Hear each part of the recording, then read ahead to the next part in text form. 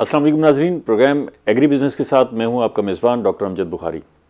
नाज़रीन, आज हम झींगे की फार्मिंग पे बात करेंगे। ये झींगे की फार्मिंग क्या है, आप इसे कैसे अडॉप्ट कर सकते हैं। हमारे यहाँ बड़ी बेरोज़गारी है, लोग जो है वो नौकरियाँ ढूंढते फिर रहे हैं। तो आपके पास अगर कुछ ज़मीन है, अगर नहीं भी है, तो आप लीज़ पे हासिल करके कैसी ज़मीन हासिल करें जहाँ पर आप झींगे की फार्मिंग कर सकें, और फिर कितना सरमाया चाहिए जिससे आप झींगे की फार्मिंग कर सकते हैं। फिर इसकी टेक्निकलिटीज़ है कि इसके लिए जो है आपको बचा झींगा जो है वो कहाँ से दस्तयाब होगा, हैचरी इसकी कहाँ है, कैसे आप फार्मिंग करेंगे, फिर बेचेंगे कहाँ, कैसे बिक सकता है। ये सारे मौज़ूआत हैं जिन पे हम आज बात करेंगे। मेरे साथ जो मेहमान हैं उनका तारुफ मैं पहले करवाने से कबल जो है आपको एक रिपोर्ट दिखाना चाहता हूँ जो झींगे की फार्मिंग के हवाले से है। आप इस रिपोर्ट देखें, फिर मैं आपको मेहमानों का तारुफ करवाता हूँ। झींगा फार्मिंग से मुराद तालाबों में जदीद साइंसी तरीकों के तहत झींगों की अफजाइश, परवरिश और कटाई का अमल है, जो दुनिया भर में तेजी से फरोग पाने वाली ज़रियो आबी सनत है। पाकिस्तान में खसूसन जनूबी पंजाब के इलाके अलीपुर, मुजफ्फरगढ़ और सरगोदा झींगा फार्मिंग के लिए इंतहाई मौजू समझे जाते हैं, जहाँ जमीन, पानी और मौसम इस शोबे के लिए साजगार हैं। इन इलाकों में कायम किए जाने वाले श्रिम्प स्टेट्स का मकसद जदीद इंफ्रास्ट्रक्चर और टेक्नोलॉजी के जरिए मियारी पैदावार हासिल करना है। तालाबों में डिसॉल्व ऑक्सीजन की सतह बरकरार रखने के लिए एरिएटर चलाए जाते हैं, जबकि AI बेस्ड आउटो फीडर्स के जरिए झींगों को मुतवाजन खुराक फराहम की जाती है। बीमारियों से बचाव और पानी के मियार की मुसलसल निगरानी के साथ साथ जदीद श्रिम्प हार्वेस्टर मशीनों से कटाई की जाती है। ये मंसूबे न सिर्फ मकामी किसानों की आमदन बढ़ा रहे हैं, बल्कि जनूबी पंजाब को झींगा फार्मिंग का मुस्तकबिल का अहम मरकज बनाने में भी मददगार साबित हो रहे हैं। आपने रिपोर्ट देखी झींगे की फार्मिंग के हवाले से, बड़ा इंटरेस्टिंग है। पाकिस्तान के अंदर झींगा जो है वो अभी इतना लोग जो है इससे रोशनास नहीं है और खाया भी बड़ा कम जाता है, सिर्फ रेस्टोरेंट्स में, अच्छे रेस्टोरेंट्स में दस्तयाब है। जो लोग झींगे खाने के आदी हो जाते हैं तो फिर वो जब भी जाके रेस्टोरेंट्स में बैठते हैं तो झींगे की फरमाइश करते हैं। झींगे की हमारे यहाँ बड़ी कम डिशेज़ हैं, लेकिन दुनिया भर में झींगा और बाकी भी सी फूड जो है बड़े शौक़ से और बड़ी रग़बत से खाया जाता है। हमारे यहाँ इसका बड़ा पोटेंशियल है, झींगे का, मछली का और बाकी सी फूड्स का, क्योंकि हमारे पास एक बड़ा बेल्ट भी मौजूद है कोस्टल का, वहाँ भी बड़ा जो है हमें सी फूड दस्तयाब है। और पाकिस्तान के अंदर भी, और ख़ास तौर पे हम जिस खित्ते में बैठे हुए हैं यहाँ बड़े पैमाने पर फ़िश फार्मिंग हो रही है। लेकिन अभी जो है वो ताज़ा जो सैलाब आया उसमें भी हमारे फार्म्स को नुकसान पहुँचा, लेकिन अभी भी सारे लोग जो है वो फार्मिंग से वाबस्ता हैं। मैं सबसे पहले इस मौजू पर बात करने से पहले आपको अपने मेहमानों का तारुफ करवा दूँ। मेरे साथ पहले मेहमान मौजूद है मलिक मोहम्मद रमज़ान साहब। आप डायरेक्टर हैं फ़िशरीज़ के और इस झींगा फार्मिंग को अच्छी तरह से समझते हैं, उनसे पूछेंगे कि क्या सूरत हाल है। दूसरे मेहमान मोहम्मद हारिस मोहसिन साहब, आप झींगे की फार्मिंग करते हैं, फार्मर है, उनसे जानेंगे कि वो इस तरफ कैसे आए और फिर अब इसका मंजर कैसा है, कैसा महसूस कर रहे हैं। बहुत शुक्रिया आप दोनों मेहमानों का। Thank you. मलिक साहब, पहले तो ये बताइएगा कि ये हम झींगे का तो हमें पता है, ये जब जिक्र आता है अंग्रेज़ी में तो लोग कहते हैं श्रिम्प भी है जी और प्रान भी है, तो ये श्रिम्प और प्रान में फ़र्क है या एक ही चीज़ है? बेसिकली एक ही चीज़ है। जनरली लोग जो फ्रेश वाटर का झींगा होता है उसको प्रान बोल देते हैं, और अच्छा। जो मैरीन का होता है उसको श्रिम्प बोल देते हैं। अच्छा, फ्रेश वाटर से मुराद ये है कि जो तालाबों में बना हुआ है? हाँ, फ्रेश वाटर की स्पीशीज़ हैं। अच्छा, स्पीशीज़ हैं। अच्छा अच्छा। वैसे अमूमी तौर पर इसकी झींगे की स्पीशीज़ हैं कितनी, कुछ अंदाज़न ऐसे? ये तो 100 में है। 100 में? अच्छा। और जो यहाँ हम कल्चर कर रहे हैं इसको हम वेनामाई स्पीशी कहते हैं। अच्छा। और जिस तरह मतलब टाइगर श्रिम्प है, जिसको मानोडान उसकी स्पीशी का नाम है। बड़ा श्रिम्प है वो। बड़ा श्रिम्प है। इसी तरह रोज़न बरजाई है, माइक्रोब्रेकियम रोज़न बरजाई, वो उससे भी बड़ा होता है वो। उसको मोस्टली लोग प्राण बोल देते हैं क्योंकि वो फ्रेश वाटर में भी मूव करता है। हमें तो रेस्टोरेंट में सिर्फ यही पता है कि ये जम्बू प्राण है, शायद वो जम्बू प्राण वही होगा जो वो दोनों टाइगर है, मोस्टली टाइगर को ले रहते हैं। असल में देखना होता है वो टाइगर चूँकि अपने मेच्योर साइज में 100 ग्राम तक भी चला जाता है। अच्छा। और ये 50-60 ग्राम तक जाता है जो वेनामाई है। बेसिकली ये वेनामाई जो है हमारे ओशन की स्पीशी नहीं है, ये पैसिफिक ओशन की स्पीशी है। अच्छा, पैसिफिक की है, ठीक है। लेकिन अब वर्ल्ड में 90% कल्चर जो है वो वेनामाई का ही हो रहा है। अच्छा, जो पान में कल्चर टेस्ट की वजह है या उसमें गोश्त ज़्यादा है क्या? एक्चुअली एक तो ये है कि वो हार्ड है, अडाप्टेबिलिटी में वो अच्छी एक्लेमेटाइजेशन उसकी हो जाती है। यानी उसके जो पैरामीटर हैं सी के, उससे ऊपर नीचे भी वो अडाप्टेबिलिटी कर लेता है वनामाई। टाइगर थोड़ा मुश्किल से करता है। अच्छा, वो मुश्किल से करता है, तो ठीक है। उसकी मतलब फार्मिंग ज़रा थोड़ी सी डिफिकल्ट होती है। अरे साहब, ये बताइएगा कि आप जो है वो फार्मर लग नहीं रहे, ठीक है ना, हंगामी तौर पे इस तरफ आए। वैसे आपकी क्वालिफिकेशन क्या है? मैं बेसिकली जी मोहम्मद हारिस मोहसिन, इधर मुल्तान से। मेरे बेसिकली इकोनॉमिस्ट हूँ। पंजाब यूनिवर्सिटी से मेरा मास्टर्स और एमफिल है इकोनॉमिक्स में। अच्छा। तो वहाँ से इकोनॉमिक्स के बाद मैं जो हूँ वो इस तरफ बिज़नेस की तरफ आया। तो मेरा एक दफ़ा गुज़र हुआ मुजफ्फरगढ़ के इलाके सरवर वाली के पास से।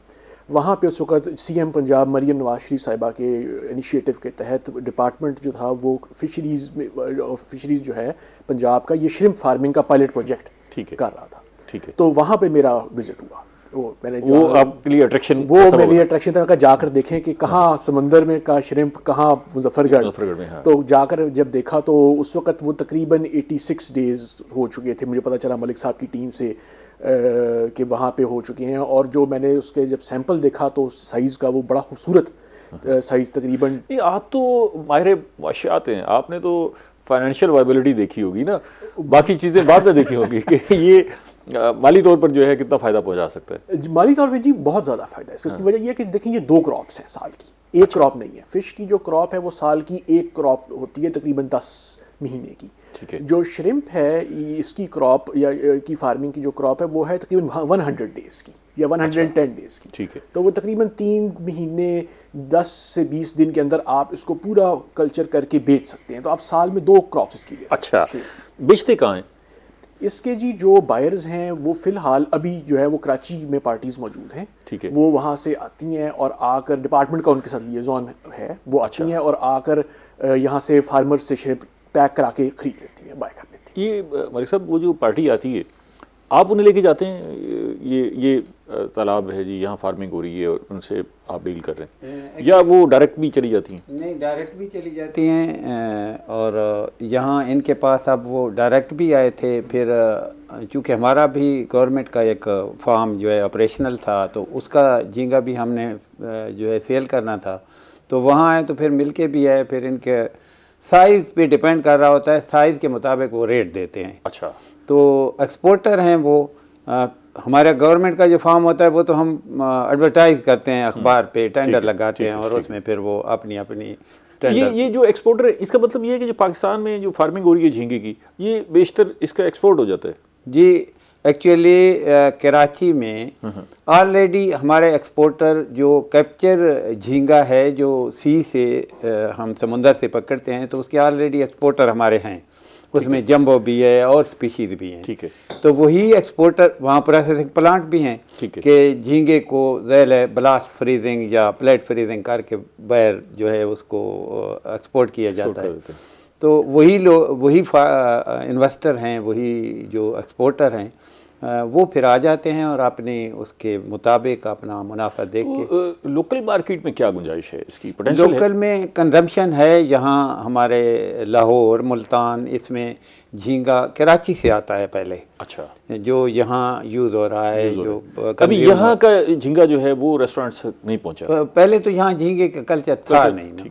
पिछले साल से हमने ट्रायल बेस पे शुरू किया, अच्छा रिजल्ट आया। फिर इस साल जहाँ हमने पिछले साल गवर्नमेंट ने रेंट पे लेके ज़मीन और श्रिम्प को कल्चर किया था, तो उसी जगह पे अब प्राइवेट लोग उसमें कर रहे हैं। अब ये हारिस भाई ने भी उसी जगह पे किया है। वो मैं आपसे सारी डिटेल पूछूंगा ताकि जो नए लोग इस तरफ आना चाहते हैं उनके लिए क्या इंसेंटिव। ये बताइएगा, आप खुद झींगा खाते हैं? जी, खाता हूँ। रगबत से खाते हैं या बस मजबूरी से खाते हैं? नहीं, रगबत से, इतनी रगबत से कि अगर जो मर्जी है बाकी डिश पकी हुई है तो मैंने झींगा ही खाना है। अच्छा, घर में भी पकता है? घर में अवेलेबिलिटी के लिहाज से। अच्छा। हारिस साहब, क्या भाव बिकता है आपसे जो झींगा अमूमी तौर पर? ये जी बेसिकली डिपेंड करता है साइज़ वाइज। इसके काउंट होते हैं, जिसका आप साइज़ में आप इसको तैयार हो जाए और उसका साइज़ के हिसाब से इसका रेट होता है। अंदाज़न ऐसे ही कोई? इसका अंदाज़न तकरीबन 1100 रुपीज़ के करीब से 1200 रुपीज़ पर केजी के हिसाब से ये इसका रेट है होल सेल में। जो पार्टीज लेती हैं। जो रिटेल इसका रेट है वो काफ़ी ज़्यादा है, वो तकरीबन 1500 से 1600 रुपए भी चला जाता है। यानी इसको हम ना फार्म गेट रेट फार्म कह रेट सकते हैं। ठीक है। मछली से ज़्यादा फायदेमंद नजर आया आपको ये, या झींगा जो है कम फायदेमंद है? नहीं, मछली से ज़्यादा है। उसकी वजह मछली ज़्यादा फायदेमंद इस तरह है, मैं पहले भी इसका जिक्र किया कि एक तो साल में 2 क्रॉप्स हो जाती हैं, दूसरा आप इसकी डेंसिटी मछली से ज़्यादा कर सकते हैं पानी के अंदर, यानी आप ज़्यादा सीड डालकर ज़्यादा क्वांटिटी में श्रिम्प निकाल सकते हैं, झींगा निकाल सकते हैं पानी में से। मछली में अभी तक हमारे पास जो ट्रेडिशनल फार्मिंग है वो रोहू में 800 से 900 पीस पर एकड़ डलते हैं। ठीक है। और लेकिन श्रिम्प में इससे ज़्यादा डालकर जो है लोग निकाल भी रहे हैं। क्वांटिटी देखनी है ना जी, वो पर केजी के हिसाब से ना जी, वो कैसी रहती है? जब इसे तोलेंगे तो वो क्वांटिटी भी ज़्यादा होती है, वो ज़्यादा निकल आती है। ये एक छोटा सा सवाल करके फिर हम आगे चलते हैं, क्योंकि इसकी टेक्निकलिटीज़ पे बात करेंगे। आपको ये श्रिम्प की मार्केटिंग या बेचने के लिए कोई मुश्किल होती है या इजीली बिक जाता है? नहीं, बिक जाता है, इसमें ऐसे कोई मसला नहीं है। लोकल पार्टीज मौजूद हैं लेने को, रेडी हैं। वो कराची से भी वो जो समंदर का झींगा है वो भी खरीदती हैं। अच्छा। और वो यहाँ से जो पंजाब में जो हमारे फार्मिंग का झींगा है वो भी खरीदती है। इसके अलावा हमारे पास डिपार्टमेंट ऑफ फिशरीज जो है वो एक ऐसा इनिशिएटिव भी ला रहा है कि जो श्रिम्प फार्मर्स हैं इनकी प्रोड्यूस ईजीली अवेलेबल हो सके टू जो एक्सपोर्टर्स हैं उनको कराची में। अच्छा। तो वो उसके लिए से मज़ीद आसानी हो जाएगी फार्मर्स के लिए मुस्तकबिल में श्रिम्प की एक्सपोर्ट। अभी मैंने ये सवाल इसलिए पूछा कि बहुत सारे लोग, मलिक साहब आपके इल्म में भी हो कि बहुत सारे लोग जो है वो श्रिम्प की फार्मिंग करना चाहते हैं, वो हमसे रब्ता करते रहते हैं कि ये इसको बेचना कहीं मुश्किल तो नहीं है, फंस तो नहीं जाएंगे। लेकिन मैं इसका जवाब आपसे ब्रेक के बाद दूंगा।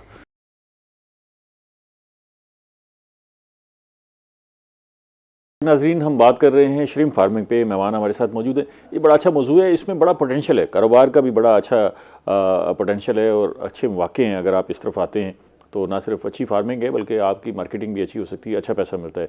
वक्फे के दौरान हमें डॉक्टर नाहिद बानो ने ज्वाइन किया है। आप ज़रा यूनिवर्सिटी मुल्तान से मुंसलिक हैं, पढ़ाती हैं, तहकीक करती हैं, श्रिम्प के बारे में बड़े अच्छी तरह जानती हैं, उनसे भी पूछेंगे। अच्छा मलिक साहब, हम अभी जिक्र कर रहे थे, ज़रा ये बताइएगा कि छोटी छोटी 2 चीज़ें कि एक हमें पता लगा था कि एक प्रोग्राम शुरू किया था जिसमें कुछ 1.25 लाख रुपए तक पर एकड़ जो है वो गवर्नमेंट सपोर्ट भी कर रही थी, या एक प्रोजेक्ट था जिसके तहत ऐसी ज़मीनों पर वो जारी है या वो ख़त्म हो गया? ऐसे है, मैं इसका शार्ट जवाब दे के फिर मैं इसकी थोड़ी सी श्रिम्प फार्मिंग की जो है वो टेक्निकलिटीज़ पे आना चाहता हूँ ताकि फार्मर को इस्तेफादा हो जाए। वो सब्सिडी हम जिसको कहते हैं वो प्रोग्राम अभी है, उसकी फाइनल मेथडोलॉजी अभी हमने अप्रूव करवानी है, उसके बाद होगा वो होगा। अच्छा, अब हमें बताइएगा कि इसके लिए मौजू जो है वो ज़मीन या इलाका वो श्रिम्प फार्मिंग के लिए, हमें यही पता है कि भाई सेम और थोर वाला इलाका है, नमकीन इलाका है, वहाँ पर ये अच्छी फार्मिंग हो सकती है। अब जिस ज़मीन पे कुछ नहीं होता अगर वहाँ श्रिम्प फार्मिंग हो सकती है तो ये तो बड़ी ब्लेसिंग है। ऐसे है कि ये चूँकि श्रिम्प जो है ये मरीन स्पीशी है, हाई सलाइन वाटर की स्पीशी है, लेकिन इसमें अडाप्टेबिलिटी है, एक्लेमेटाइज हो जाता है लो सैलिनिटी। मरीन स्पीशी से मुराद हो गई कि समंदर की ये तो हमारे पंजाब में, हमारे पाकिस्तान में बहुत से इलाके हैं जिनमें अंडरग्राउंड वाटर हमारा सैलाइन है। ठीक है। अगर मैं थोड़ा सा इसका मैप वाइज बताऊं तो बता दें। पिंड दादन खान, खीवड़ा का इलाका, फिर खुशाब का इलाका है, फिर सरगोदे के पार्ट हैं। ठीक है। और फिर नीचे आओ तो शोरकोट है, फिर कबीर वाला के कुछ हिस्से हैं, मुल्तान में जलालपुर पीर वाला है, फिर मुजफ्फरगढ़ के जंग रोड पे भी कड़वा पानी है और जतोई रोड पे भी, राजनपुर में हैं, डीजी खान में भी पार्ट हैं। और जो पुरानी हमारी रियासत भावलपुर थी उसके तीनों अजला में नीचे पानी कड़वा है। अच्छा, और बड़े सूटेबल हैं। और हम चेक कर चुके हैं, इवन पूरा चुलिस्तान में जो नीचे पानी की सैलिनिटी है वो भी श्रिम्प के लिए सूटेबल है। अच्छा, तो वो हम फिजिबिलिटी स्टडी कर चुके हैं कि पानी की क्वालिटी के लिहाज से ये सारे इलाके जो हैं यहाँ हम सिलेक्टेड फिर एरियाज़ हैं उन डिस्ट्रिक्ट में, तो वो मौजू हैं। तो सैल का टेक्सचर जो है, सैल कले ज़्यादा होनी चाहिए, 60-70% कले हो ताकि वाटर रिटेंशन कैपेसिटी उसमें हो। सैंड में अगर बनाएंगे तो वाटर वहाँ खड़ा नहीं होगा। अगर वो सेम वाला इलाका है तो वो उसमें ऑलरेडी पानी मौजूद होगा, उसमें पानी की शरह ज़्यादा होगी, तो वो तो ठीक हो जाएगा। जैसे ये थल कैनाल है, ग्रेटर थल कैनाल, वो वहाँ से मियाँ वाली के करीब से यहाँ तक आ रही है और उसके दोनों तरफ के इलाके जो है वो थोर वाले इलाके स्वीट वाटर हैं, स्वीट वाटर, वहाँ कोई सलाइन वाटर लेकिन वो 6-6 किलोमीटर दोनों तरफ जो है वो उसकी वजह से सेम है, काफ़ी सेम है, वो सैंडी एरिया की सेम है। सेम है, ठीक है। आप वहाँ जितना भी पानी ऊपर से ट्यूबवेल का लगाएंगे तो पानी वो अपने नेचुरल लेवल पे नीचे चला जाएगा, और चूँकि वो उसकी जो रिटेंशन कैपेसिटी है वो ज़मीन की नहीं है। अच्छा। दूसरा, वहाँ का पानी तो मीठा है, वहाँ सूटेबल नहीं है। हाँ, अलबत्ता आपके मुजफ्फरगढ़ में काफ़ी सेम वाले इलाके आप देख रहे हैं, अभी शाहगढ़ जहाँ हम कर रहे हैं वहाँ भी सेम वाला इलाका है। तो आप ये फार्मर्स को आइडेंटिफाई भी करके दे रहे हैं कि ये सूटेबल एरियाज हैं? जी, जो फार्मर जब करना चाहता है तो हमारे पास आता है, हम उसके वाटर का जो सोर्स ऑफ वाटर है उसकी भी एनालिसिस करते हैं और उसकी साइल की भी एनालिसिस करते हैं और उसको बताते हैं कि ये सीट। अच्छा, चलें, आपने जिक्र कर ही दिया कि कोई फार्मिंग की तरफ आना चाह रहा है, श्रिम्प की फार्मिंग की तरफ, तो वो क्या करे? महकमा फिशरीज से रजू करे, आप उसे फिजिबिलिटी बना के देंगे, या वो किसी फार्मर के पास जाए, उनसे मशवरा ले, मतलब उसको डायरेक्शन ज़रा बताइएगा क्या करना चाहिए? जो सबसे पहले तो वो ज़ाहिर है अनऑफिशियली कहें कि वो अपना पानी चेक कर चुका होगा, क्योंकि वहाँ उस पानी पे ना तो एग्रीकल्चर क्रॉप्स होती हैं, और इवन अब जो फ्रेश वाटर फिश है, रहू वगैरह, उसकी ग्रोथ भी बहुत स्लो हो गई है उस सलाइन वाटर से।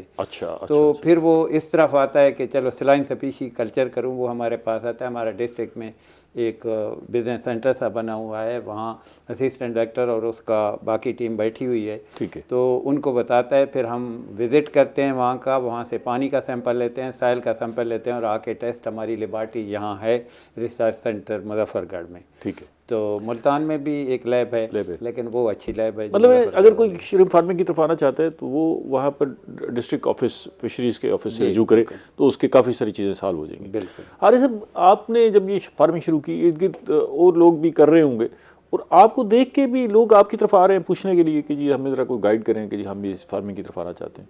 ये काम स्टार्ट करने के बाद इसमें बहुत सारे लोग आए हमारी साइट पर, उन्होंने विज़िट किया और आके हमसे पूछा, हमसे गाइडलाइंस ली। इसका जो बेसिक इसमें है ना, यह है कि जिसके पास ज़मीन मौजूद है और उस पर ट्यूबवेल लगा हुआ है, वो उस पानी को, ट्यूबवेल को 4 से 5 मिनट चलाकर उसमें से पानी का एक सैंपल ले ले, तकरीबन 1.5 लीटर के करीब। ठीक है। एक साफ पानी की बोतल में वो सैंपल, ये मलिक साहब की टीम मौजूद है और पंजाब गवर्नमेंट की टीम मौजूद है, saline water aquaculture research centre है मुजफ्फरगढ़ में। ठीक है। स्वार्क उसको कहते हैं। वहाँ पे वो बिल्कुल नॉमिनल सी फीस है उनकी, वहाँ पे उसमें ख्याल में 100 रुपए के करीब फीस है। मैंने खुद ये अपने फार्म का प्रोसीजर ये किया है। ठीक है। वो ले जाए वहाँ, स्टार्टिंग यहाँ से, स्टार्टिंग यहाँ पानी को वो पानी वहाँ जाकर वो टेस्ट करते हैं, आपको एक दिन में वो एक प्रोफेशनल रिपोर्ट दे देते हैं कि इस आपकी जगह पे श्रिम्प फार्मिंग हो सकती है कि नहीं हो सकती। तो ये कुछ लोगों को तो पता ही है कि हमारा पानी ज़ेरे ज़मीन जो है वो नमकीन है, उनको भी टेस्ट करवाना चाहिए। बिल्कुल। बहुत सारे इलाके हैं जैसे ये। साहब आपको इसका थोड़ी सी तफसील बता दूं कि पानी की जो सैलिनिटी है, मैं अपने फार्मर मेरे ये उनको बताना चाहता हूं कि मिनिमम जो उसकी सैलिनिटी है, अगर पीपी से उसकी यूनिट लगाएं तो वो 3 पीपीटी से कम ना हो, यानी 3000 TDS जो हैं पीपीएम के हिसाब से उनसे ऊपर हो। ठीक है। और अब जब हम टेस्ट करते हैं, वो पानी लाते हैं, तो सिर्फ ये तो टोटल सैलिनिटी हो गई। फिर उसके अंदर हम एलिमेंट भी चेक कर लेते हैं कि इसमें सोडियम, पोटाशियम, कैल्शियम, मैग्नीशियम कितनी रेशो में है, तो उसके लिहाज से हम उसको फिजिबल जो है कर देते हैं। तो चूँकि ये समंदर की स्पीशी है, 3 PPT से लेकर 30 PPT तक ये पानी में अपनी एक्लेमेटाइज होके अपनी ग्रोथ करती है। यानी अगर आप PPM की यूनिट लगाएं ना, तो 3000 PPM से लेके 30,000 PPM के साल्ट उस पानी में मौजूद। अच्छा, ये मलिक साहब जो आपने बताया, ये आम आदमी समझने के लिए ये काफ़ी है कि भाई वो पानी लेके जाए, टेस्ट करवाए, उसको तो ये PPT से और नहीं, काफ़ी फार्मर ये आप देखें ऐसे फार्मर इन्वेस्टर आ रहे हैं और वो ये सब चीज़ें जानते हैं कि ये PPT और TDS क्या है। डॉक्टर साहब, हाँ, आप खुद श्रिम्प इस्तेमाल करती खाती हैं? घर में भी बनाती हैं? जी जी। क्या बनाती हैं अमूमन आजकल जिस तरह है सूप। अच्छा। या चाइनीज़ राइस। अच्छा। वो बड़े ठीक पसंद है आपको? हाँ जी। तो ये एनर्जी के एतबार से कैसा है? इसमें एनर्जी मैं कहूँगी कि बहुत अच्छी प्रोटीन है। अच्छा। इसमें कैलोरीज कम है। हम ये जिस तरह जो लोग डाइटिंग करना चाह रहे हैं वो उनको हम कहते हैं कि फ़िश का इस्तेमाल करें, उसी तरह वो श्रिम्प का इस्तेमाल भी कर सकते हैं। अच्छा, श्रिम्प अगर आप डाइटिंग करना चाह रहे हैं। हाँ, डाइटिंग के लिहाज से इसमें मतलब 20% तक प्रोटीन है उसमें, तो मतलब high protein. University shrimp farming की फ़रोग के लिए क्या कर रही है? आपके पास वहाँ जो तहकीक हो रही है, काम हो रहा है, वो क्या हो रहा है? ये हमने 2019 में स्टार्ट किया था इस पे, और बड़ा अच्छा रिजल्ट रहा था। जिस तरह अभी ये बता रहे थे हमारे जो फार्मर हैं कि इर्द गिर्द के फार्मर्स बकायदा चेक करने देखने आते थे कि हम भी इसकी तरफ आए, क्योंकि फार्मर्स को पता है वहाँ आपने पे कोई मॉडल फार्म क्रॉप्स बनाया हुआ है? नहीं क्या किया हो हुआ है? सकती। मतलब जी जी, देखने के- जलालपुर पीरवाला में कोई और नई चीज होती थी, तो हमने वहाँ पे पॉन्ड्स बनाए, उस पे हमने एक्सपेरिमेंटल फिश ठीक है। उस पे की।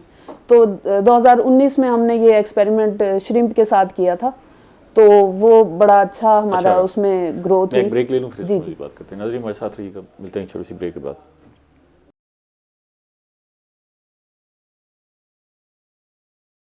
नाज़रीन हम बात कर रहे हैं श्रिम्प फार्मिंग पे, झींगे की जो फार्मिंग है उस पर बात कर रहे हैं, और खाने की भी आपको राग़िब करने की कोशिश कर रहे हैं।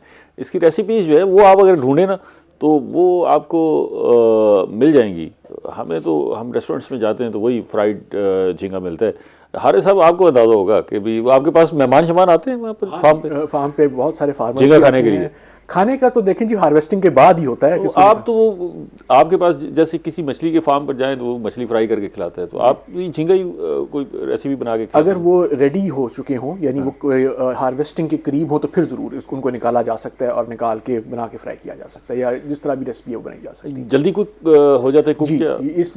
ये एक सुपर फूड है जी श्रिम्प जो है। इसका जो कुकिंग टाइम है वो बहुत कम है। ये श्रिम्प जो है तकरीबन पकने में तकरीबन 4 से 5 मिनट से 10 मिनट के अंदर आराम से बन जाता है। सालन शालन भी बना लें तो मेरे ख्याल है देहात में तो हाँ जी, वहाँ सालन भी बन जाता है, वो बनाते हैं लोग वहाँ के। जो जब 100 डेज जो पायलट प्रोजेक्ट था पंजाब गवर्नमेंट के बाद, उस इलाके के सारे लोग अब काफ़ी हद तक सीख चुके हैं उसकी रेसिपीज़ और वो बनाना। वहाँ इलाके में लोग आते हैं आपसे मकामी खरीदने के लिए कि जी हमें कोई किलो 2 किलो दे दें? लोग आते हैं और नहीं, हम उनको फ्री देते हैं। हमने कभी उनसे चार्ज नहीं किया अल्हम्दुलिल्लाह। हम कहते हैं जी कि आप हमारे मेहमान हैं और हम चाहते हैं कि लोग इसकी तरफ आएँ, फार्मिंग श्रिम्प को खाने की तरफ भी आएँ और इसको इंजॉय करें, इसको एज अ ये एक सौगात बने मुल्तान डिवीज़न और मुजफ्फरगढ़ डिवीज़न इस। ठीक है। मलिक साहब इस पे अब ज़रा थोड़ा सा टेक्निकल चीज़ें भी हमें बताइएगा। एक तो ये बताइएगा कि इसकी हिचरी कहाँ दस्तयाब है, कैसे? अगर मैंने फार्मिंग शुरू कर दी तो बुनियादी काम तो ये है ना कि मैंने उसको, मुझे कुछ चाहिए, बच्चा चाहिए, तो क्या कैसे ये दस्तयाब है? एक्चुअली ये जो श्रिम्प फार्मिंग है अभी स्टार्ट हुई है पिछले साल से, कहें कि थोड़ी लार्ज पैमाने पर। एक्सपेरिमेंट तो पहले भी होते रहे हैं छोटे मोटे, लेकिन पिछले साल बड़ा बिग ट्रायल हुआ और फिर अब शुरू हो गया है।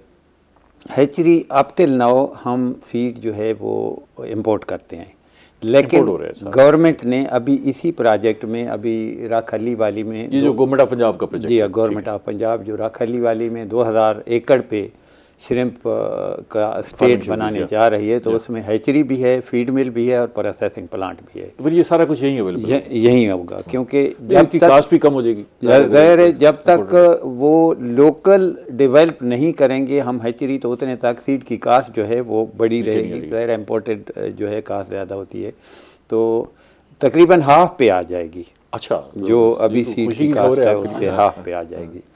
और इसी तरह उसके साथ फीड है, तो फीड भी अब एक जो है AMG फीड के नाम से, AMG थाई यूनियन के नाम से एक फीड जो है उन्होंने फीड मिल जो है उसको स्ट्रेंथन किया है, लेकिन अभी भी उसने इम्प्रूवमेंट करनी है। मछली की फीड और इसकी फीड में फ़र्क है? जी फ़र्क है। मछली की फीड मोस्टली जो पैलेटेड फीड है ये फ्लोटिंग होती है, और जो श्रिम्प की है ये सिंकिंग है। अच्छा, तो सिंकिंग के लिए यानी रोस्टिंग भी करनी है और साथ सिंकिंग भी करना है, तो इसका डिफरेंट मशीनरी। इंग्रेडिएंट्स वही हैं या फ़र्क है उसमें? इंग्रेडिएंट में थोड़ा सा फ़र्क होता है कि ये हाई प्रोटीन लेती है। जो हमारी फ्रेश वाटर की फ़िश है वो यानी 20 CP जिसको प्रोटीन कहते हैं, उस पे भी उसका ठीक हो जाती है ग्रोथ, लेकिन ये हम 36, 37, 40 तक भी आसानी से दस्तियाब है। दस्तियाब इसकी फीड दस्तियाब है। क्यों जी? आसानी से या मुश्किल होती है? इम्पोर्टेड भी दस्तियाब है और डीलर हैं और इम्पोर्टेड के, और लोकल भी है। थोड़ा सा अभी लोकल वालों ने इम्प्रूवमेंट करनी है उसकी अपनी फीड में, क्वालिटी में। ठीक है डॉक्टर साहब, आप जो अपना प्रोजेक्ट चला रही हैं 2019 से 6 साल हो गए हैं तो वहाँ पर भी, तो उसके लिए सीड आप कहाँ से हासिल कर रही हैं? हमने जो प्रोजेक्ट किया वो फिर बीच में जब कोरोना आउटब्रेक आई वो सारा कुछ हमने तब बंद कर दिया, और वो हमने बाहर से ही मंगवाई थी, सीड भी और फीड वो भी। यूनिवर्सिटी खुद भी इस पे काम कर रही है सीड के लिए, जैसे हैचरी हैचरीज के लिए? हाँ। जी जी बिल्कुल, वो हमने उस वक्त सारा वो देखा था इस पे बकायदा मैंने ट्रेनिंग ली है मिस्र से। ठीक है, अच्छा। इसकी वहाँ breeding वहाँ के कैसी वाले है प्रोडक्शन? उस पे बहुत अच्छी है वो, वहाँ हैचरीज भी हैं, वो अच्छा। सारा मैंने उसमें ट्रेनिंग ली बकायदा। उस वक्त जो डीजी साहब थे फिशरीज के, सिकंदर हयात साहब, उनसे मैं इंटरेस्ट थी, उन्होंने मुझे बकायदा कहा था कि अब हम श्रिम्प की तरफ जा रहे हैं, आप इसकी तरफ देखें। तो यूनिवर्सिटी गौर कर रही है इसकी हैचरी, इसमें तो अच्छा पोटेंशियल है। सर मैं बिल्कुल है, लेकिन हैचरी जो है ये एक कॉम्प्लिकेटेड सा प्रोसेस है। वो यूनिवर्सिटी तो कर सकती है ना जी? नहीं, Complicated- यूनिवर्सिटी नहीं वो कर सकती, site गवर्नमेंट कर selection board सकती है है। ना। जो हैचरी है वो 30 पीपीटी सैलिनिटी का पानी यहाँ हमें प्रोवाइड करना पड़ेगा हैचरी को। चाहे हम वो समुंदर से टैंकरों में ले आएं, अच्छा, या इंडस्ट्रियल साल्ट उसमें वो ऐड उसमें शामिल करके करें, हम अच्छा। उसकी सैलिनिटी बनाएं। अच्छा। ज़ाहिर है रास का सिस्टम होगा, रिसर्कुलेटरी एक्वाकल्चर सिस्टम से पानी जो है वो फिल्टर होके ट्रीटेड होके दोबारा उसमें यूज़ होगा। तो वो एक थोड़ा सा कॉम्प्लिकेटेड है। उसके लिहाज से हमने यहाँ जो मुजफ्फरगढ़ में हमारा saline water aquaculture research centre है और रिसर्च एंड ट्रेनिंग हो रही है, तो एक छोटा सा यूनिट बनाया है, अभी 1 महीना हुआ है। अच्छा। तो उसमें हम कोशिश कर रहे हैं, लेकिन एक्चुअली ये तो छोटा एक्सपेरिमेंट है। हम जो है वो हैचरी जो है बीओडी बेस पे हम लगा रहे हैं, ताकि इस तरह की होगी कि किसी फार्म को हम असाइन करेंगे, वो खुद बनाएगी, ठीक है, और वो खुद ऑपरेट करेगी 3 साल। ठीक है। साथ हम डिपार्टमेंट वाले और हमारे इंटर्नी वो उसकी स्किल डेवलपमेंट कर रहे होंगे, कैपेसिटी बिल्ड हो रही होगी। तो वो 3 साल हमें टारगेट उनका होगा 280 मिलियन सीड पर एनम वो पैदा करके हमें देंगे। ठीक है। तो इस तरह वो ज़ाहिर आहिस्ता फिर लोगों को तरगीब मिलना शुरू हो जाएगी, तो फिर प्राइवेट सेक्टर खुद भी आगे आ जाएगा, प्राइवेट इन्वेस्टर खुद आ जाएगा। डॉक्टर साहब, ये जो आपके पास इस फिशरीज का डिपार्टमेंट भी मौजूद है, जी जी, तो वहाँ पर जो लोग झींगे पर तहकीक करते हैं, फिर उसके बाद वो नौकरी ढूंढने निकल पड़ते हैं या वो अपने कारोबार की तरफ सोचते हैं? क्या नहीं, हमारे जो अभी तक पास आउट जो स्टूडेंट्स हुए हैं वो अपने फिश फॉर्म भी हैं उनके, मतलब मुख्तलिफ डिवीजन हैं, और कुछ जो हैं वो जो अब इनका इंटर्नशिप प्रोग्राम है, ठीक है, श्रिम्प का बहुत अच्छा, उसके साथ अटैच हुए हैं। कुछ लोग जो हैं वो हमारे जो दूसरी ऑर्गेनाइजेशंस हैं उनके साथ अटैच है। मतलब अभी तक कोई बेरोजगार नहीं है। कुछ जो किसी ना किसी तरह टीचिंग के साथ भी अटैच हैं। यूँ मुख्तलिफ इंटरेस्ट पे डिपेंड करता है बच्चों की अपनी कि वो किस तरफ। आप भी उनको मॉडल दिखाए ना कि भाई आप अपना कारोबार करें, उसमें अच्छी पोटेंशियल है, रास्ता है, मौजूद है। नहीं, बिल्कुल कारोबार वो कर सकते हैं, लेकिन मेन ये उनके पास लैंड मौजूद है, वो तो कारोबार का सोच रहे हैं। इवन जो मेरी फीमेल स्टूडेंट्स हैं उन्होंने अपने फादर से कहा कि वो थोड़ा सा लैंड का हिस्सा लेके उन्होंने खुद उस पे किया, ये एक बड़ा पॉजिटिव था। जी बिल्कुल। तो जिनके पास नहीं है लैंड, जो एग्रीकल्चर बैकग्राउंड से नहीं है, वो फिर आगे जॉब्स की तरफ, फीड मिल्स जो है, उनको भी कंसल्टेंट बनना चाहिए जॉब्स की बजाय। देखें ना, आप अपनी सर्विसेज बेचें, कंसल्टेंट दस्तयाब है आपको अगर कोई मशवरे के लिए, फिशरीज के अलावा महकमा जो डिपार्टमेंट। इसके अलावा जो प्राइवेट कंसल्टेंट्स का कंसेप्ट अभी उस तरह से डेवलप नहीं हुआ। मैं एक वक्फा ले लूँ, फिर इस पर मज़ीद बात करते हैं। नाज़रीन हमारे साथ रहिएगा।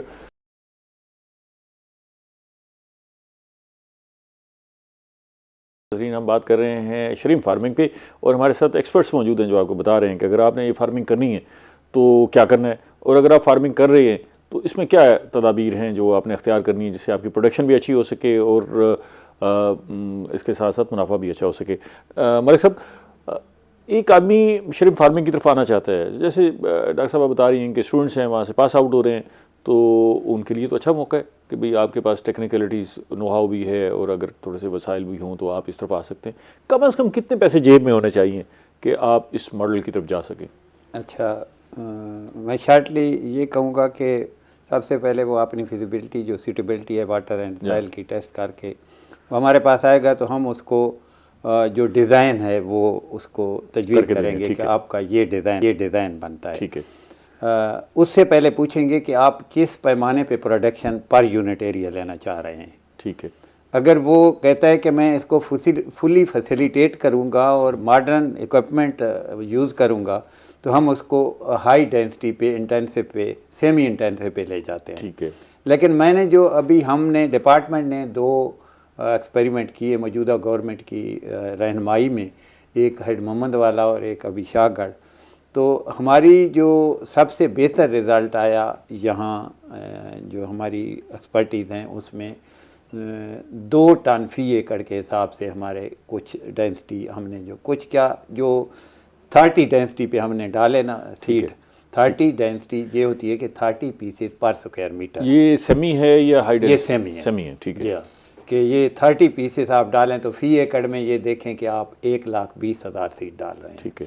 1,20,000 सीड जहाँ डाला वहाँ 2 टन फी एकड़ पैदावार हुई। अच्छा, श्योर ठीक की। है, ठीक है। पिछले में भी हमने वो मुख्तलिफ डेंसिटी डाली थी, तो जो ये वाली डेंसिटी थी इसमें 3100 केजी हुआ और उसमें वहाँ 3300 केजी फीड यूज़ हुई इसके अगेंस्ट।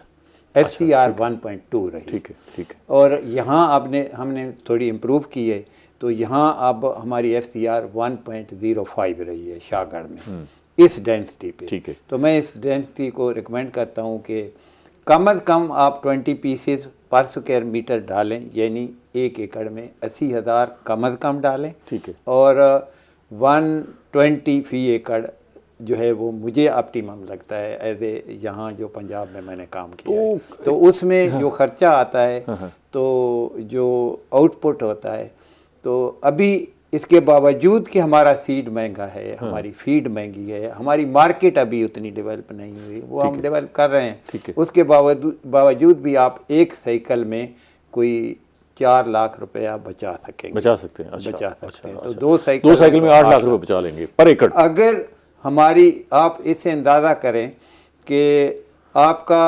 1000 का अगर किलो बिक रहा है, तो वो एक जो टन है वो आपका 10 लाख का होगा। अगर आपका वही 1200 का केजी बिक रहा है तो 12 लाख का होगा। तो वो अभी हम ये कहें कि अब हारिस भाई ने भी जो इसका साइज था इसने 1000 में बेचा है, अगर ये 1200 में बिकता तो फी एकड़ इसका अगर 2 टन आ रहे हैं तो 4 लाख इसको मिल जाता। तो ये मैं अर्ज़ करता हूँ कि जो अभी की इम्पोर्टेड की सूरत में, यानी फीड सीड इंपोर्ट करते हैं, तो 4 लाख तक बंदा बचा सकता है। और अगर ये इधर के हों तो आप 4 और ऐड करें। ठीक है। अरे सब ये मलिक साहब ने तो जो सूरत हाल बताई है उसमें इनकम की, अब मैं एक नया स्टूडेंट हूँ या फार्मर हूँ, ऑलरेडी फ़िश फार्मिंग कर रहा हूँ, मेरे पास अवेलेबिलिटी है या मेरी ख्वाहिश है कि मैं श्रिम्प फार्मिंग की तरफ आऊँ, तो मेरे पास फाइनेंशियल वाइबल भी हो, मैं कितने एकड़ से कारोबार स्टार्ट करूँ कि मेरे पास 1 एकड़ का फार्म होना चाहिए, 2 एकड़ का, फाइनेंशियल वाइबल हो? देखें, अगर आपके पास वहाँ पे लैंड अवेलेबल है आपकी अपनी, ठीक है, तो और आप इसको पे पहले ही फिश कर रहे हैं, तो ये तो आपके लिए एक एडिशनल काम हो जाएगा ना इसके साथ ही, तो उसमें फिजिबिलिटी ज़रा ज़्यादा इजी हो जाती है। आप 1 पॉन्ड में भी 1 से 2 एकड़ में भी डाल के पहले ट्रायल कर सकते हैं। ठीक है। लेकिन अगर आप स्टार्ट से करना चाह रहे हैं तो कम से कम 5 एकड़ आपके पास ज़रूर होने चाहिए। ठीक है। और उसमें एक्सपेंशन की भी जगह मौजूद हो 10 एकड़ तक आपके पास हो, ताकि आप उसमें आप स्टार्ट लेंगे तो वो फाइनेंशियल 5 एकड़ से आप स्टार्ट करें और 10 एकड़ तक ले जाएं तक कि 5 से 10 के दरमियान आपके पास जगह होनी ज़रूरी है जिससे आप स्टार्ट। ठीक है। डॉक्टर साहब, आपके पास कुछ स्टूडेंट्स में सक्सेस मॉडल भी मौजूद है कि वो यहाँ से पढ़ के गया और उसने फिर जाके फार्मिंग की और अब अच्छा पैसा कमा रहा हो? फिश फार्मिंग भी उन्होंने, श्रिम्प के हवाले से। बायोफ्लॉक भी। श्रिम्प फार्मिंग अभी नहीं की, वो अभी इंटर्नशिप तक पहुंचे हैं, इनके पास ही अभी वो मतलब कर रहे हैं, मजीद अपनी एक्सपर्टीज बढ़ा रहे हैं। ठीक है। अभी वो श्रिम्प की तरफ प्रैक्टिकली। आपकी नज़र में पोटेंशियल क्या है श्रिम्प फार्मिंग का? श्रिम्प फार्मिंग का मैं जो मेरी ऑब्जर्वेशन है वो ये है कि जिस तरह हम कहते हैं ना कि जिस मर्जी एनिमल को पालो, उसको जितनी आप प्यार से डील करोगे, सुकून के साथ, उसको स्ट्रेस नहीं दोगे, उतना अच्छा रिजल्ट आएगा। तो श्रिम्प को जो हमने देखा, सर्वाइवल रेट बहुत अच्छा रहा हमारा, क्योंकि हमने उसको स्ट्रेस नहीं दिया। पहले दिन से जब वो आए, वहाँ पैकेजिंग खोल के उसको एक्लेमेटाइज करके उसको पॉन्ड में डाल के और फिर डेली जो फीड दे रहे हैं और हम उसका चेक कर रहे हैं, उसकी ग्रोथ चेक कर रहे हैं, फिर FCR चेक कर रहे हैं। अगर उसको हमने स्ट्रेस नहीं दिया तो कोई मसला नहीं है, आपको नुकसान नहीं होगा, हमेशा फ़ायदा होगा। बेशक आप छोटे से स्टार्ट कर लें, जिस तरह अभी कहा कि कम से कम 1 एकड़ से स्टार्ट करें, फिर 5 एकड़ तक ले जाएं, 10 एकड़ तक ले जाएं। जो हमने यूनिवर्सिटी में हमारा जो एक्सपेरिमेंट था वो हमने 24 मरले में किया था। अच्छा, वो भी कामयाब मॉडल रहा? हाँ जी, कामयाब मॉडल था वो बिल्कुल। वो हमने पॉन्ड इस तरह तैयार किया कि उसमें डे और नाइट दोनों था, कि श्रिम्प अपनी वो पसंद के मुताबिक वो मूव भी कर सकता था। और उसकी गहराई जो थी वो हमने 10 मतलब एक साइड हमने 10 फीट गहरी रखी और दूसरी साइड जो थी वो 4 फीट गहरी। मतलब वो रोशनी से अंधेरे तक वो पूरा वो उसकी मूवमेंट डे लाइट वो। मछली में तो ऐसा नहीं करते क्यों अक्सर?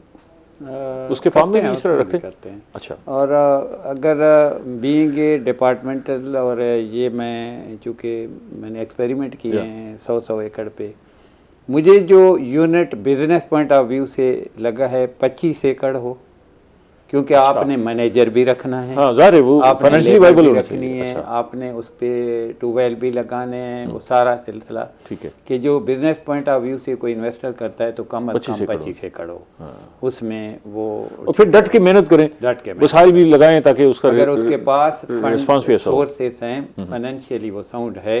क्योंकि आप जो भी मेरा भाई करता है तो वो ये ज़हन में रखे कि अच्छा फार्म बनाने में आपका 10 लाख कम अज कम 1 एकड़ पे खर्चा आएगा फार्म बनाने में, और 10-12 लाख तो 5 एकड़ पे ही 50 लाख रुपए चाहिए। हाँ, और 10-12 लाख आपका ऑपरेशन पे ज़रूर कम अज कम लगेगा पर एकड़।